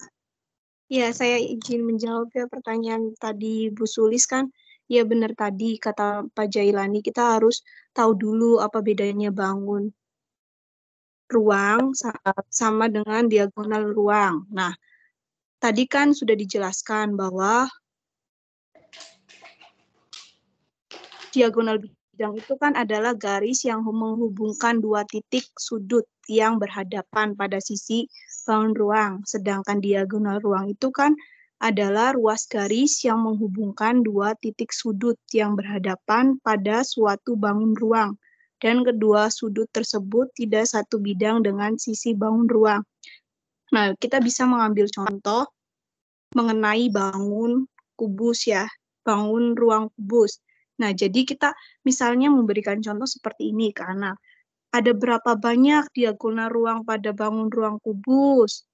Jadi kan anak berusaha memikirkan tuh, ingin tahu berapa ya, terus kemudian kita kan akan memberikan jawabannya. Apa ada 2 buah, apa 4 buah, apa 5 buah, apa 12 buah, ayo anak-anak ketika ada yang menjawab. Misalnya, 4 buah, Bu, iya betul. Diagonal kubus itu ada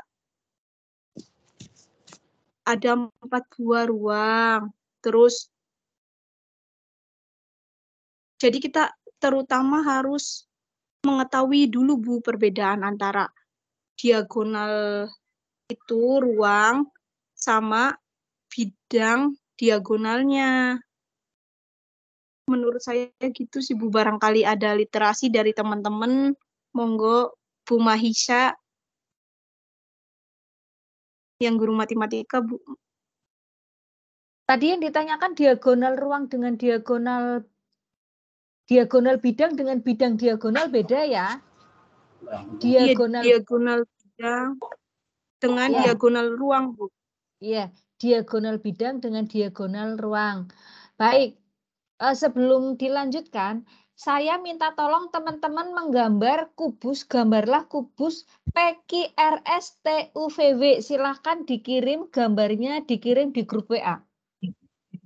Kubus dulu, PQRSTUVW itu seperti apa?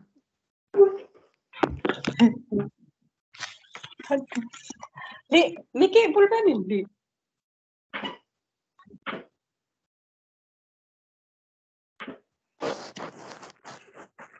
Garisan nggak mungkin ya.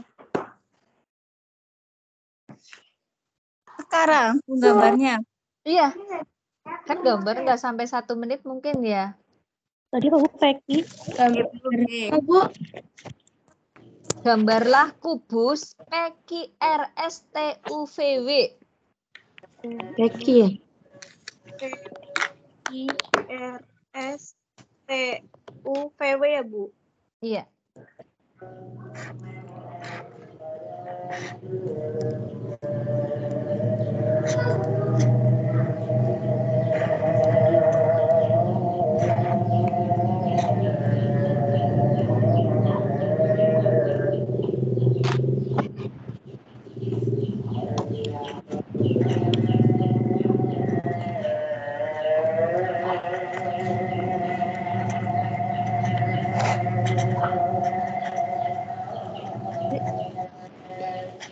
Apa? Nanti nomor apa? Menggaris. Iya, pinjam dulu ya.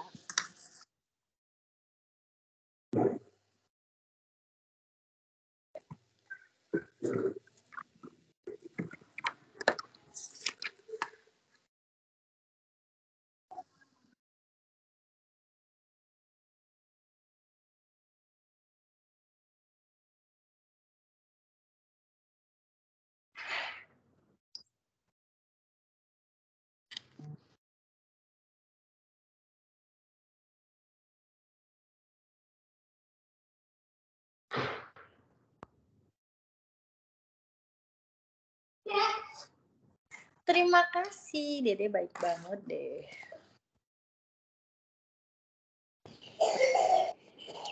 Sudah, Ibu.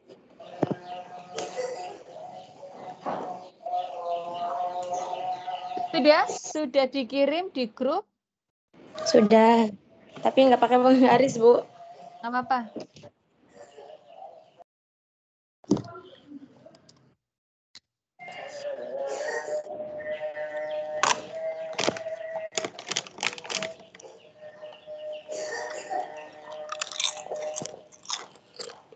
Baik, coba saya cek. Ada apa dia jawabannya?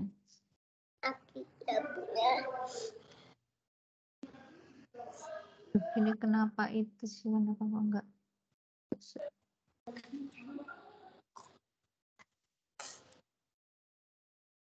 Bagus enggak, Dek? Bagus. Bagus.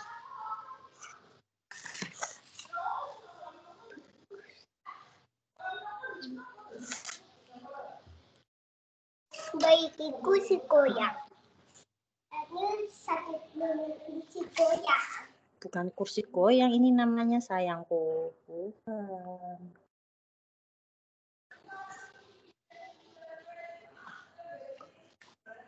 Emang ini kayak kursi goyang? Hah? Emang kayak kursi goyang? Kursi goyang, betul. Enggak kan? Sudah muncul ya?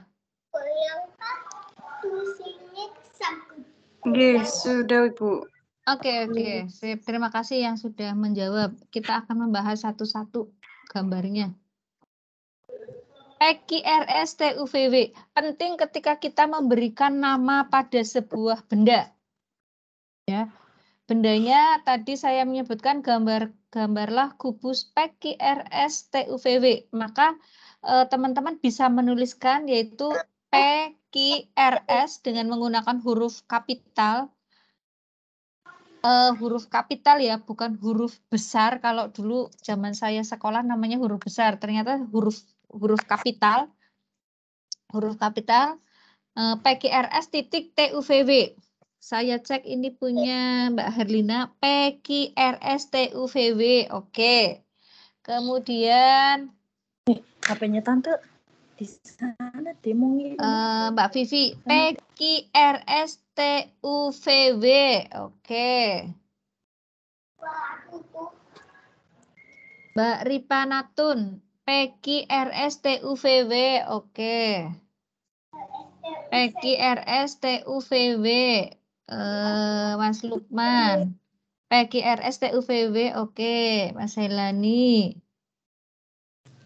Ini Indah Mina. Coba cek. Ini namanya kubus PQRS TUVW bukan? Bukan. Bukan, apa? Bukan. TUVW. RS TUVW.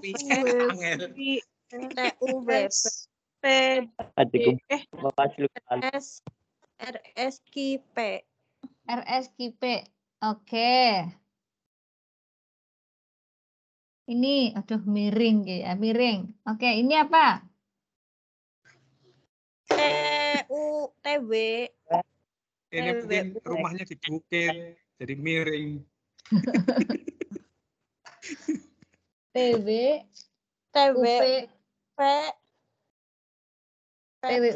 PQRS ya. Nggih. Iya. Ini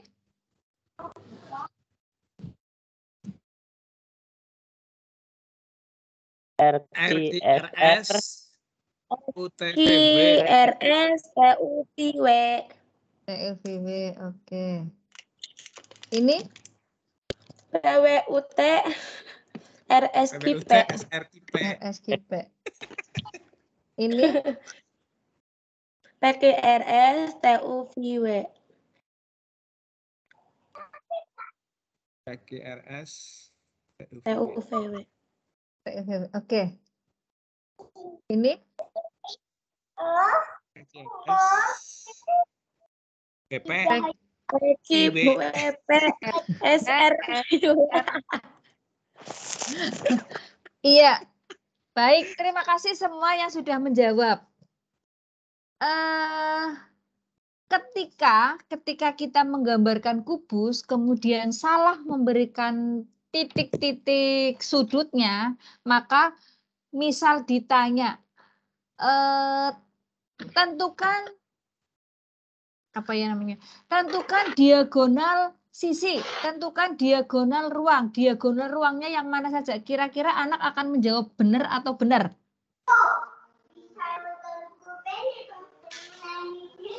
Kalau kita salah menentukan titiknya. Salah ya? Salah, Ibu. Ada yang bisa menjelaskan enggak? Tadi kok namanya kok beda-beda? Mungkin teman-teman loh, kan sama Bu, ada PQRS TUVW. Kok salah? Sama-sama gambarnya kubus. Ada yang mau menjelaskan?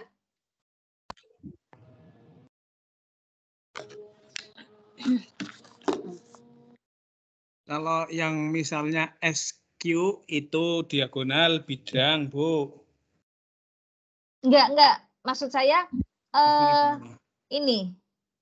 Kalau ditarik garis. Ya ini penamaan kubus ini dengan satunya. Oke. Ini kan namanya PQRS TUVW. Kenapa yang ini bukan PQRS TUVW? Kenapa? Salah penempatan titiknya itu. Penamaan titiknya. Penempatan titik sudutnya. Seharusnya gimana? Yang betul gimana? Penempatan titik sudut itu yang betul bagaimana?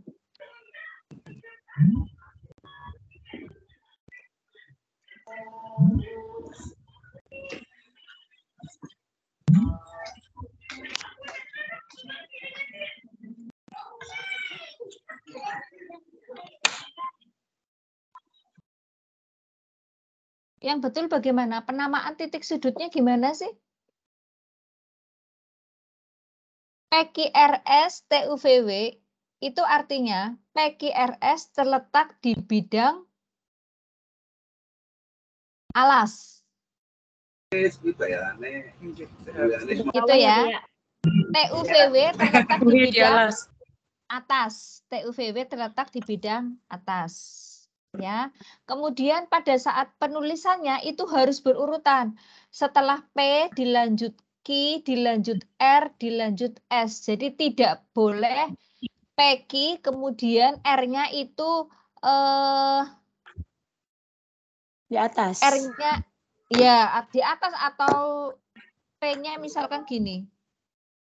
Ini PQ-nya betul. Ini PQ betul. Kemudian R-nya itu berada di sini. RS. Jadi harus urut P, Q, RS. Contoh. Mana ya? Wah keren ini. Nggak ada kertas ratan pun jadi ya. Busa pun jadi. Styrofoam ya. Iya, styrofoam. Nah ini. P, Q. Ini kan penulisannya urut ya. Titiknya P, Q, R, S. Nah kemudian T-nya itu terletak di atas. Kalau kita mulainya dari sini ya berarti mulainya dari sini. T, U, V, W. Gitu ya. Coba bandingkan ketika tidak ada gambar, kemudian teman-teman menanyakan tunjukkan diagonal ruangnya. Kalau diagonal ruang ini VW diagonal ruang. Ini apakah VB termasuk diagonal ruang? Bukan. Iya enggak? Jawabannya akan berbeda. Bisa dipahami ya? Nggih, Bu. Oke. Sepele. Saya dulu tahun berapa itu ngajar siswa saya. Hasil UN-nya itu 97,5. Anak saya yakin, siswa saya yakin, Bu, saya betul semua. Terus saya cek. Ternyata salahnya itu sepele. Sepelenya ya ini. Coba kamu buat kubusnya gimana? Oh, buat kubusnya saya yang salah. Jadi buat kubus asal buat kubus, pemberian namanya titik-titiknya sudut terserah, maka apa hasilnya ya salah. Gitu. Gitu ya? Nggih. Oke, dilanjut. Dilanjut, silakan. Ya sudah ini ya, sudah pukul 14.51, silakan. Ada lagi? Tadi belum ditutup, ya kelompok 5 ya? Belum. Belum, Bu. Ya, silakan kelompok 5 melanjutkan.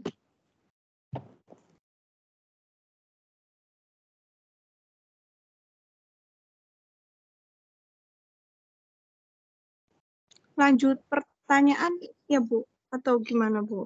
Kayaknya cukup deh, kayaknya cukup deh.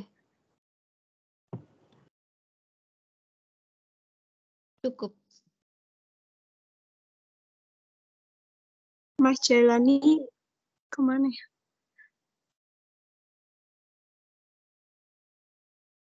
Sama Mbak Tri aja, Mbak.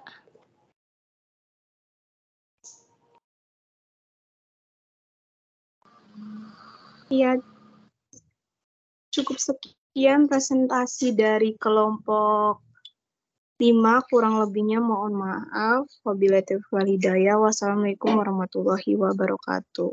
Waalaikumsalam warahmatullahi wabarakatuh. Ya, terima kasih kepada kelompok 5 yang luar biasa sudah mempresentasikan materinya. Sebelum saya tutup, di kelas ini kan ada petugas presensi? Ada petugas presensinya enggak? Nggak ada, Bu. Apa itu, Bu? Yang mengabsen setiap kali pertemuan. Ada Bu Komting. Oke, ada komtingnya. Maka nanti saya minta nanti rekapan saja deh, karena saya kan nggak mengabsen satu-satu. Jadi nanti komtingnya selesai pertemuan semuanya, minta tolong dikumpulkan hasil rekap presensinya ya. Komtingnya siapa? Pak Lukman, Bu. Oke, ya. Ya, begitu Lukman, begitu sama Pak Lukman. Gitu ya. Kemudian jangan lupa PPT-nya dikumpulkan di grup WA, diposting di grup WA. Itu saja yang bisa saya sampaikan, teman-teman. Sampai ketemu minggu depan. Oh iya, kayaknya kalau minggu depan kan mulainya jam 1, saya minggu depan itu posisi ada di luar kota. Dan posisi mau kembali ke sini. Kira-kira bisa digantikan kapan pas jam kosongnya? Hari Jumat, Bu, biasanya. Hari Jumat, Bu. Jumat depan ya? Nggih. Jumat depan atau Sabtu? Sabtu sudah. Pagi, Jumat saja, Ibu. Habis pagi, Bu, Jumatan. adanya Sabtu. Jam 10 ya, Mbak. Berarti nggih. Habis Jumatan biasanya, kalau jam 10 kadang masih di sekolah. Iya, masih di sekolah, masih sibuk. Habis Jumatan jam biasanya berapa? habis Jumatan. Jam 1, Bu. Jam 1, Ibu. Jam 1. Oh, habis Jumatan ya, jam 1 ya? Jam 1 biasanya, Iya. Bu. Baik, jam 1, jam 2. Nanti jam 1, jam 2, jam 2 saya baru pinjer, berarti saya kan dari Pekalongan. Nanti jam 2, jam 3-nya posisi saya di stasiun, nggak apa-apa wis. Nanti saya ini, karena kalau presentasi saya mungkin bisa mendengarkan di jalan, gitu ya, insya Allah. Berarti untuk pertemuan yang akan datang kita gantikan hari Jumatnya ya. Jam berapa, Bu? Jam berapa tadi? Jam 1, nggih. Oke, jam 1. Iya, jam 1. Begitu teman-teman, terima kasih semua sudah mengikuti diskusi pada sore hari ini. Semoga bermanfaat. Sebelum kita tutup, mari kita foto bersama. Dedenya cantik sekali. Dedenya cantik sekali. Katanya nggak boleh foto sama anak pas kalau buat itu. Oh, nggak boleh ya. Nggak boleh ya? Iya, maaf. 1, 2, 3, cheese.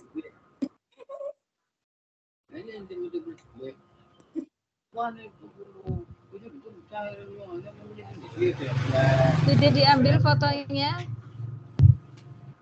Oke, saya belum ngambil gambar.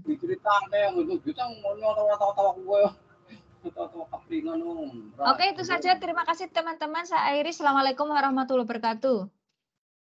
Waalaikumsalam. Waalaikumsalam warahmatullahi wabarakatuh. Terima kasih Bu Indah. Sama-sama. Terima kasih Ibu. Alhamdulillah rampung guys. Mau sih ngomong siapa Pak Lukman? Iya, Mahisa weh. Ben benongol, Maisa. Aduh. Terus diskok weh Mahisa. Ngomong Maisa apa Pak Lukman? Ngamuk apa nih? Kalau tiba Lukman kok, Mbak. Setelah Nilai X ya kan guys, jangan nilai X ya guys. Panditolani Pak Lukman. Bu Santi bela sing dolan aku pengennya Bu Santi. Orang wis sering mampir nang Pak Lukman saja kita kone. Bu, perahu nemen kalau Pak Lukman di nain apa, Bu? Di Pak Lukman apa? Oh, nain apa Pak Lukman? Bukan cepet, bukan iya ya cepet.